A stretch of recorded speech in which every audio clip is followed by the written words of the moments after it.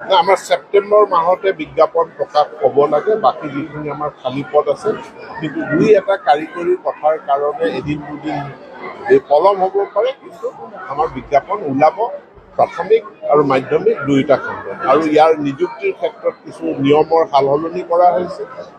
প্ৰাথমিক আৰু উচ্চ প্ৰাথমিক য'ত আছে তাত টেটৰ নম্বৰৰ ওপৰত প্ৰধান গুৰুত্ব আৰোপ কৰি নিৰ্বাচন কৰা হ'ব।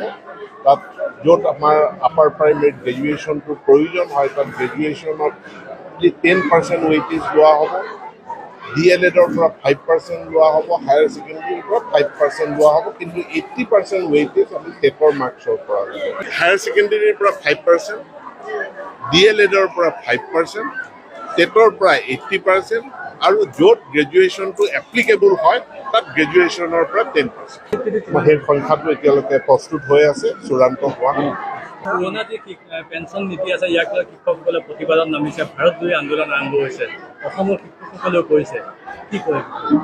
এইটো কেন্দ্ৰীয় চৰকাৰৰ এটা পলিচি। আমাৰ অসমৰ শিক্ষক কৰ্মচাৰী সকলোৱে অসম চৰকাৰৰ লগত আগতে এটা বুজাবুজি কৰি থৈছে যে ভাৰত চৰকাৰৰ যিটো চেণ্ট্ৰেল গভৰ্ণমেণ্টৰ পে স্কেল আৰু অন্যান্য নীতি নিয়ম আছে সেইখিনি অসমত প্ৰযোজ্য হ'ব। গতিকে আমি অসমত যিটো পে স্কেল দিওঁ এইটো চেণ্ট্ৰেল গভৰ্ণমেণ্টৰ পে স্কেলটো। এতিয়া ইয়াতে NPS-টো চেণ্ট্ৰেল গভৰ্ণমেণ্টৰ পলিচি, গতিকে পে স্কেলটো আমি চেণ্ট্ৰেল গভৰ্ণমেণ্টৰ ল'ম, পেঞ্চন পলিচিটো নল'ম, তেনেকুৱাটো কথাটো হ'ব নোৱাৰে। গতিকে দুয়োটাই এইটো অসমত প্ৰযোজ্য হৈছে, কিন্তু বিষয়টো বিভিন্ন ধৰণৰ পৰ্যালোচনাৰ মাজত আছে, আৰু সেই পৰ্যালোচনা অনুযায়ী ভাৰত চৰকাৰে যি সিদ্ধান্ত লয় সেইমতে অসমতো